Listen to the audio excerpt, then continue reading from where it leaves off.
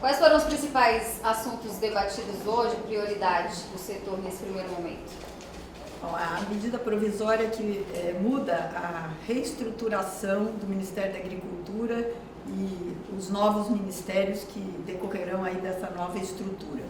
Isso foi debatido alguns pontos, né, que nós achamos que não tem necessidade de sair do Ministério da Agricultura, tipo Conab, né, que nós temos uma agência já no forno, pronta para sair, para que a gente tenha a inteligência estratégica do agronegócio vinculada à agricultura, porque o Ministério da Agricultura é que precisa desses números para dar credibilidade à nossa safra, às nossas estimativas, do café até o milho, o trigo, enfim, passando aí pela soja, boi, proteína animal. Então essa agência, ela está já pronta para ser definido o modelo e nós gostaríamos, a frente gostaria e acha que o melhor lugar seria de volta ao Ministério da Agricultura. Sugerir isso ao governo. Nós vamos sugerir isso ao governo, exatamente. E outros pontos que a gente discutiu aí como prioridade nessa nova estrutura que a MP 1154 está trazendo aí para o debate no Congresso. Dentro das medidas, das emendas, né, que a FPA protocolou, foram várias, eu dei uma olhadinha. Vocês pretendem focar especificamente nessa questão da Conab ou em reverter todo esse desmembramento? Vocês podem ser um pouquinho mais específicos? Bom, vamos lá. A gente apresentou, até por uma questão de técnica legislativa, a gente precisa apresentar a emenda tratando do parágrafo do texto como um todo. Não é uma questão de nós querermos tal coisa ou não. É uma questão de parágrafo, de nós, dentro da técnica legislativa, podemos apresentar a emenda na medida provisória. Tem inclusive uma emenda que fala da extinção do MDA. Não há o porquê disso, óbvio, a gente sabe disso, né? Cabe a cada governo, dentro do seu planejamento, organizar esse plano dos ministérios da maneira como bem entender e que achar que é correta. O que nos preocupa são órgãos importantes vinculados até então ao Ministério da Agricultura e que deveriam estar lá. Eu, por exemplo, não entendo que há necessidade de haver uma separação entre a agricultura familiar e o agro do Brasil como um todo.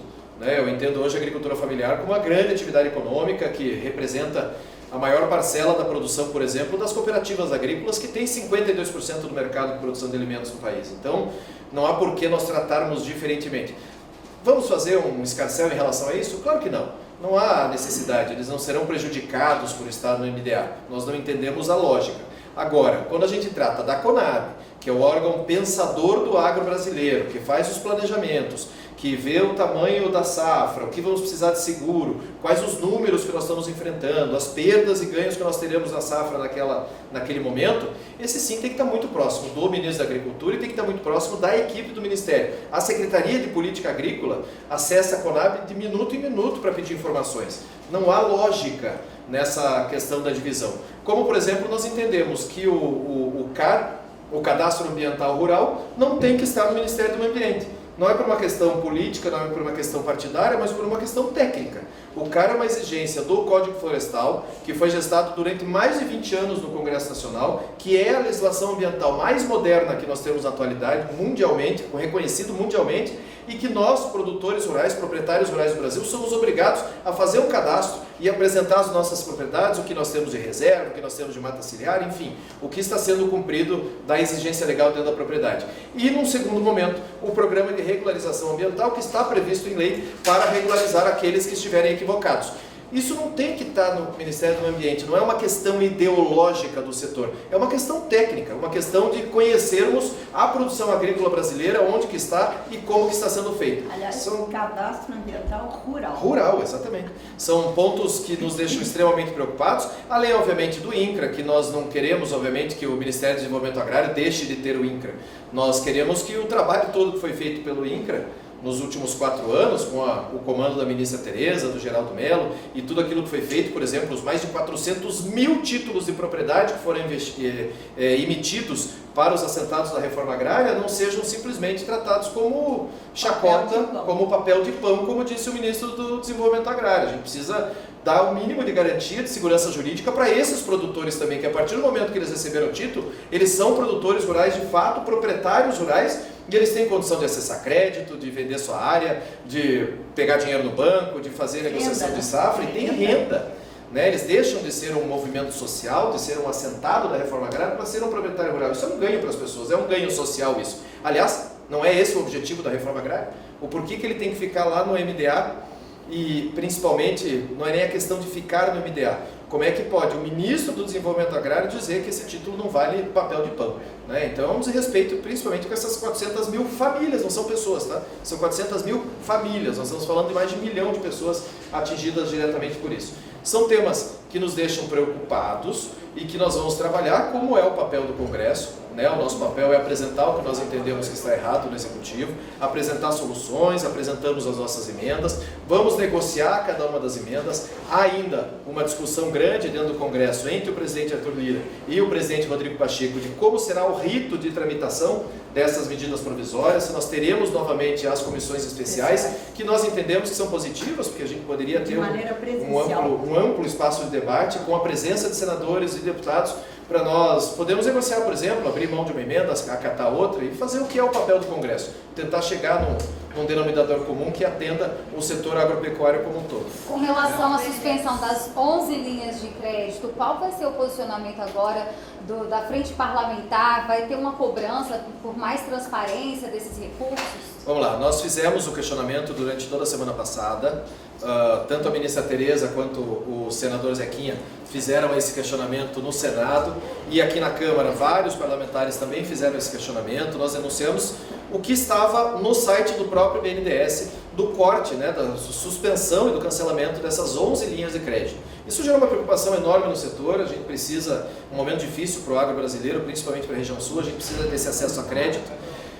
Veio a resposta ontem não, sexta-feira, por parte do BNDES, explicando a situação de juros, do que tinha de recurso, o que não tinha de recurso. Não há questionamento quanto ao cancelamento, mas e sim os motivos que ele se deu. Não uma questão política, mas uma questão técnica e a promessa do BNDES, inclusive ofício assinado pelo próprio presidente do banco, dizendo que serão retomadas essas linhas com mais recursos e nós esperamos que isso aconteça. Eu quero deixar muito claro para vocês, a FPA não tem um posicionamento político partidário, a FPA tem uma ideologia só, que é a proteção do produtor rural brasileiro. Se o governo acertar, nós aplaudimos, se o governo errar, nós denunciamos e reclamamos. Esse é o nosso papel aqui como parlamentares da FPA. Mas houve O BNDES chegou a dar uma data para a retomada? Disse que nos próximos dias. Houve uma contradição de fato se esses 2,9 bilhões eles são remanescentes ou não?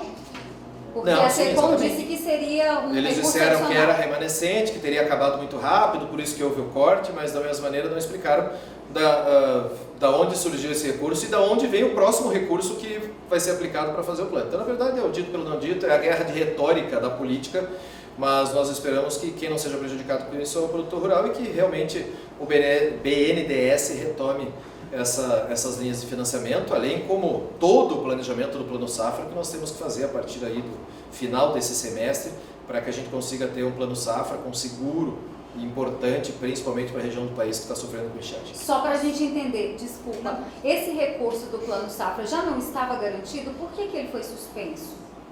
Não, o que foi suspenso foi o recurso das linhas de crédito do BNDES, que por justificativa do BNDES teriam acabado muito rápido e teriam sido contratados muito rápido, que em 1 ou 2 dias eles tiveram que ser fechados. É a explicação do BNDES. Eu aguardo a explicação técnica dos nossos ofícios que foram enviados fazendo esses questionamentos todos. Só retomando a questão da medida provisória, presidente, tem uma expectativa de quando essas emendas vão a plenário ou da definição do relator? Não. Nenhuma. Nós temos O presidente 29, se eu não me engano, eram 27, entraram mais 2 MPs, se eu não me engano são 29 medidas provisórias que estão para ser julgadas aí, para serem analisadas, muitas do governo Bolsonaro ainda, essa inclusive da prorrogação de prazo do PRA e do CAR do governo Bolsonaro, medida provisória ainda. Isso vai depender de como vai ser feito o rito, né, dentro do Congresso. Algumas delas estão para caducar, tem a renovação de mais 120 dias, de mais 60 dias, então a gente precisa organizar isso dentro do Congresso para entender quais serão esses relatores e essas definições de relatores. Eu ouvi que algo seria no sentido de as medidas provisórias apresentadas até janeiro seriam no rito atual de relator de plenário e as seguintes de fevereiro já com o novo rito, o normal, né, com as comissões especiais. Aguardar, isso é uma decisão que cabe aos presidentes das duas casas. Ok, obrigada, gente. Prazo BNDES é quando mesmo? Prazo para resposta? Próximos dias. Ah, tá. Só uma coisa que vocês não perguntaram, eu queria deixar claro para vocês. O relator da reforma tributária, Agnaldo Ribeiro, esteve em contato comigo hoje novamente. Nós estamos organizando uma data para que ele venha à Frente Parlamentar Agropecuária. Pode ser que seja no dia 28, é provável isso. Nós teremos a nossa reunião daí lá na CNA, pelo volume de pessoas aqui não está cabendo, nós vamos usar o auditório, mas que a gente possa tratar dessa questão de lei Candir, de tributação do agro. Isso é um tema que está nos preocupando muito, extremamente importante, mas ainda não há essa confirmação da data. Assim que confirmar, vocês serão todos convidados a participar para que a gente possa debater esse tema tão importante. Já tem um número atualizado da lista de membros da FPA? Estamos Dani, fechando. socorro. Estamos fechando. Estamos aí. beirando os 300, chegamos nos quase 300. O nosso marco é a posse dia 7, aí a gente divulga o número. Dia 7 de março, que é a Isso. festa de posse, né, o evento principal, que aí acho que nós vamos anunciar o número final mesmo. Mas subiu muito mais rapidamente no Senado do que na Câmara pela quantidade de senadores novos que entraram, então é normal que... Mas estamos firme e forte, vamos lá.